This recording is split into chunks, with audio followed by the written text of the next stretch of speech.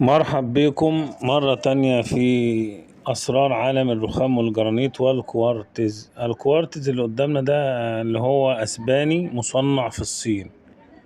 اللون ده جميل جدا عشان العروق بتاعته منتشرة في الطاولة كلها، وفي نفس الوقت العروق مش عريضة قوي، فمدية شكل الرخام الطبيعي. في ناس بتشوف الكوارتز ده الصناعي بتفكر ان هو خامة طبيعية وبتتفاجئ ان هو صناعي. اللي قدامنا ده الوقت حوض انا عامله كده في الجزيرة، عامله من الكوارتز، بيبقى قطع ارضية، الارضية بتاعته دي قطعة كبيرة واربع قطع في الجناب، وطبعا بيتجمعوا ويتلزقوا بالكلة بتاعة الرخام، وبيتعمل لهم من تحت شبك بالكلة برضه، وبيتعمل لهم حديد ماسكهم شايلهم فوق الخشب بتاع المطبخ، وده بيبقى حوض متين جدا جدا، وان شاء الله ما يحصلوش اي حاجة مع الاستعمال ومرور الوقت.